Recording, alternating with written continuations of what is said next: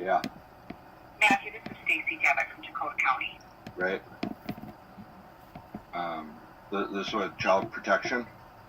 Yes. I am a supervisor of child protection, but what I'm going to tell you is this. I was not Paula's supervisor during that period of time. So I have no idea what case your child was involved with or anything. Okay. So I know, I don't know anything about the situation. I don't understand who I'm supposed to contact or even, I mean, I was never informed about any of this, and my daughter's been under the same roof as the same person ever since 2008, and they were never approved to be living under the same roof until like 2018. Now, his probation was no contact with no minor under 18, period, unless supervised. And the whole time he's been around my daughter. Yeah. And not one time was I notified or contacted or anything. And I have joint legal custody of my daughter. Yeah. And again, I apologize. I can't speak to any of this because I don't know a thing about your situation or your case. I was not a party to any of it. Who was then? At that point, it would have been a different supervisor who has since retired. So at this point, what you can do is have you asked, put in a form to request records. I already did it. Perfect. And then you should be able to receive the records within probably about 10 to 15 days. Is that what they told you now? Well, no. Now my daughter's 18, and I'm just kind of finding out about all this.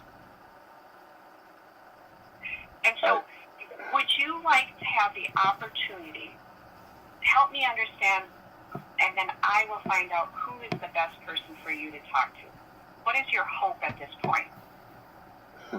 I have not even seen my daughter one time in the past 17 years. Okay. I went through the court, filing papers, filing. I have nothing on my record. I have no reason that I shouldn't be able to have anything to do with my kid, period. I have nothing funny on my record where whatever. The whole thing, the mother was just vindictive because she wanted money, and if you don't give me money, you're not going to see the kid. I took her to court so many times they put a block on my case and only said that the one judge would listen to it. And if I wanted to file papers again, I had to write her a letter first, letting her know what changed or what significant, whatever. And she was going to send me a letter back and let me know if I had grounds or not to even file papers. Like, not one time in 17 years have I seen my kid. It was set up, I was supposed to see her supervised. They set the date, it was court ordered, but she waited a week after that date to even go and fill out the papers. And then when I filed papers again on it, to say, well, it was already court ordered on this date, I was supposed to see her, but she didn't go until a week later to even fill out the paperwork for me to see her. I mean, and then they turned it around and put it on me, like I was And so if I'm understanding you correctly, your daughter now is 18, so she's an adult and can make choices, correct? Well, her mother just went and filed a restraining order right before she turned 18, just to drag it out another 2 years that I can even see her. So what is the restraining order? Have you had somebody help you review it to see what does the restraining order say? Can you have written communication? I can't have no contact with my daughter at all until next year. And then I find out that during this whole time since like 2008, my daughter's been around a sex offender that's on probation for 25 years. And if I would have been notified or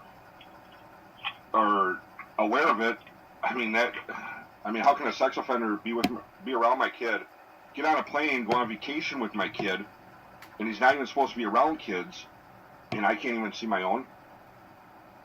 I mean, and he's still on probation. You know, I mean,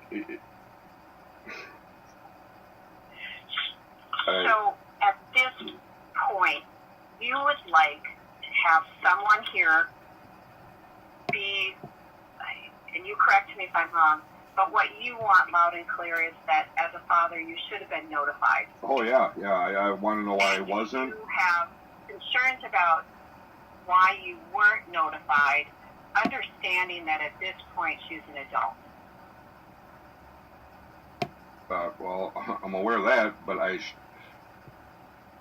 should have been informed about it back then, like when it was going on, either by his probation officer or by child protection when they did an assessment. Like, I don't. You know, there's lots of things. Like I said, first of all, I can't respond because I know nothing about it. But let me tell you some generic things. You know, if you're not, as fathers, if fathers are not,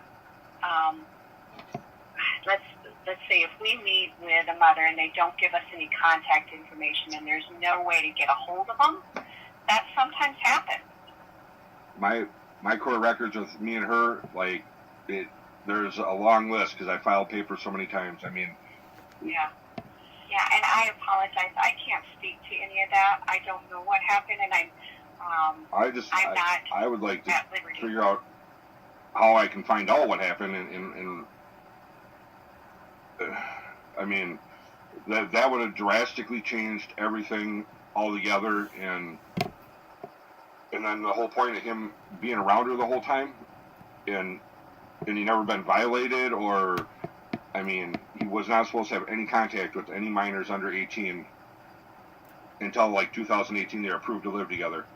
I mean, there's contact there under the same roof. There's contact, him with her in her place with my daughter. I mean,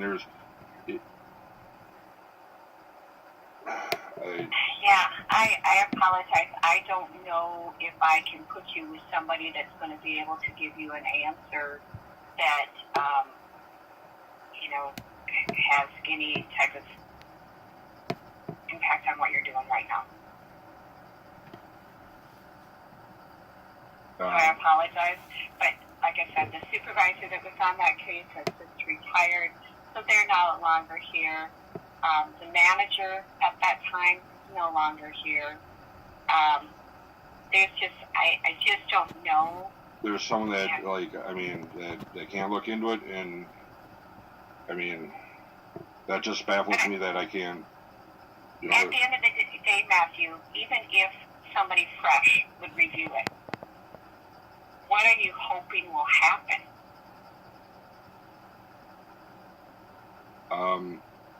Well, it's not. What will happen with once I find out the reason why I was never informed, or I think that's what the really concern is what once I find out why I was never informed or why I was never notified, or then I can go from there. So when you ask for the records, you can't get them because she's an adult now? Is that correct, or what happened when you filled out the form? The woman's looking them over, whatever. She said she had to talk with the legal department about maybe that my daughter would have to sign a release or something of that. Now, all this should have, I mean.